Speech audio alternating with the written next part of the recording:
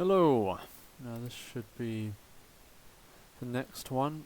This is really annoying. I've already actually recorded this. Oh, oops, data cleaning. Video examples. So, this was meant to be the final chapter. Now, what I was going to go and talk about is give the top 5 houses that need insecticide treated nets as a proportion. Now, I haven't found a way how to go and just do this in one script, and if I can't find a neat way of doing it, I tend to chop things up. Okay, this value versus this, and chop it up basically. So first things first, you make another variable. I've just done number 1-1 data frame. You filter it for the insecticide treated nets because you want because of the proportion you need a total. So we need to filter for the 1s and the 0s that have ITNs and count them by HHIT and ITN. So in this you can see that number 1 we've got list of all these cases. Now for this, next up we want to go and do the same for 0. Now we want to take all the people who don't have nets, and we want to count them by their house ID.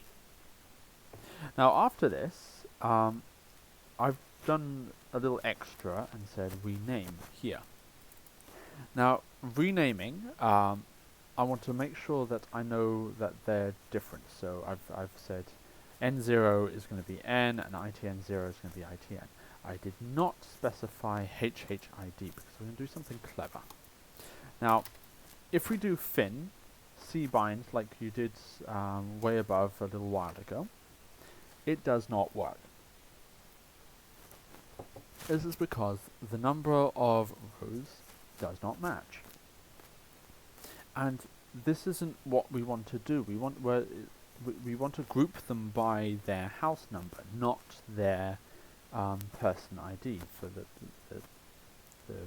default. So this is where a full join by the dplyr package comes in. We do exactly the same thing, and you group them by HHID. So let's have a look at fin. Now we've done this where we can have HHID in all of these. Oh god, I've already done this. Where in some of them, let's have a look at. In some of them down here, we've got none here that have zeros. So, and for those, and we've got 5 that do. Now, when I first did this, all these would be NAs, essentially, because it belongs to a house that doesn't exist. That's not doesn't exist. It doesn't match up. It doesn't actually have a house for it, so it includes all of the HHIDs full stop. So all the HHIDs, they get a tally of them first, and then they see what fits in what. If it doesn't have anything fitting into it in a column, then it's just going to have the input inside it as an NA. So what we're going to want to do is you're going to want to make sure that the ITNs are all cased as 1. Make sure that for the ITN that is 1. Make sure any numbers that are NA are counted for 0. Same with the N0 for the people who don't have nets. If they don't have net, you don't want them to be NA, you want them to be 0. And for their coding standardization, ITN 0 means 0. If it's an NA, then it should be a 0. So you get all that done. And finally, you want to do the same thing. You want to go and find out. So then you're left with, in your fin, you're left with N0, number of people who didn't have, and the people who did have, essentially. Now, what we're going to be wanting to do, because it's a proportion, we want to go and get a total. We want that plus that. So we make a total one. Then after that, we want to go and have our the number who had divided by the total. That shows us all the populations that have low proportions, low percentages. They're the ones that we want to be having a look at. And as you can see, I've done fin, mutate, total population is n0 plus n. Proportion is n divided by total population. So proportion who have. Proportion with net. Okay? And then we want to arrange the proportions. So we do this. Oh, sorry. Gotta do my... I'll just do the tidy first. There we go.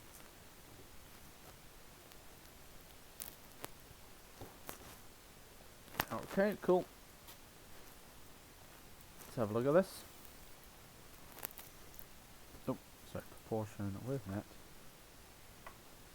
Let's arrange them. So when we arrange, it goes to lowest first, anyway. And then it goes, all the ones with 100% or something like that, goes to the bottom. So this is where we can find out the population with the first. Let's have x is fin. Have a look at this. We can have a look at our x here. These are the populations that we need to watch out for, because they have a total household family of 5. They have 0 with nets and 5 without nets. Hence why it's the total population. So anything up here, we need to go and sort out immediately. And that is, it's a long-winded way of doing it, yes, but it gives you an idea on the freedom of chopping and slicing data. And it can be very, very free. Sometimes you, with a left bind or a right bind, instead of a full bind, you can say, so the bind's full join, sorry, left join, right join.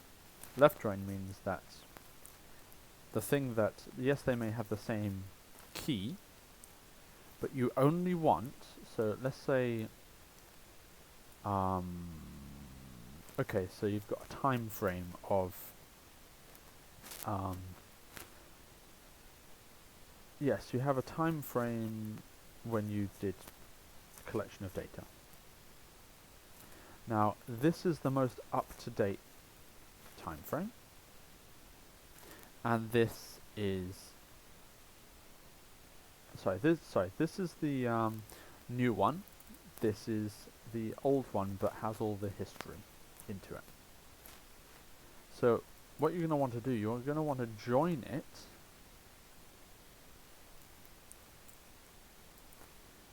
by their key factor. However, if there's anything in here that is a duplicate, so we want everything in there to be in here. That means the columns, whether it's person ID, the people that are not in this, don't go into there. You see what I mean? It's just, you're just joining based on a single factor. That's left join and right join. Left join just means left join that to join to that. Right join means that to that. Basically, it's pretty simple. I think maybe I can go and give a better explanation. I've got it written down here, where we have. Well, you've got a number of them. You've got okay, so let's go intersect. You've got intersect, union, set diff, union, right, set diff, left join, right, join,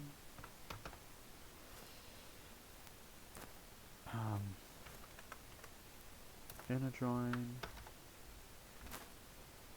full join like you've seen, and an anti-join. Now all of these have different ways of sorting things out. I'm just going to go over them because this is really, really useful when you're having to chop and slice data. So this looks at, it only picks out all the similarities of both pieces of data, of data frame X and Y. Okay?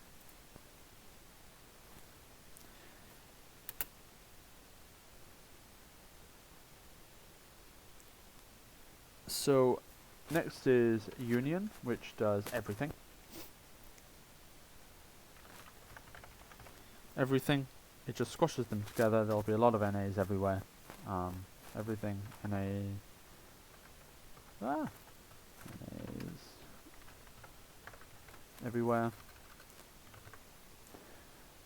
Set diff means returns only rows that appear in X from Y.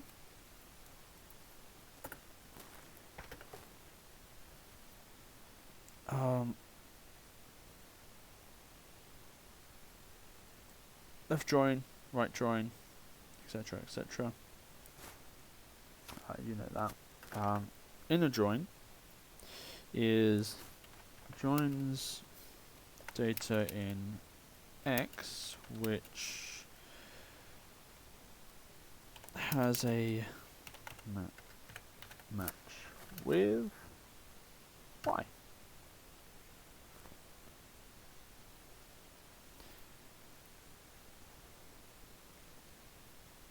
So no NAs.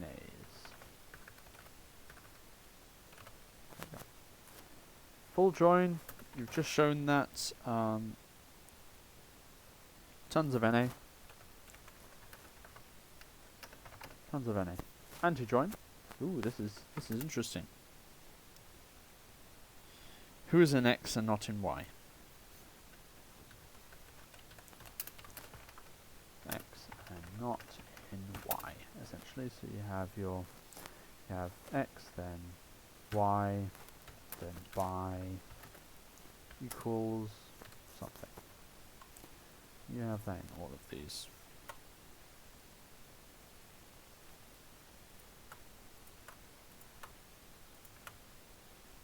Except up here, which is intersect, has the same, and this just has X and Y, the set diff. Oh, so does unions. Yeah. So that hopefully will help you. Have a look through it. These are probably the most useful tools that we've got. I will be doing videos on this later on. Okay, let's leave it at that, huh? Over and out.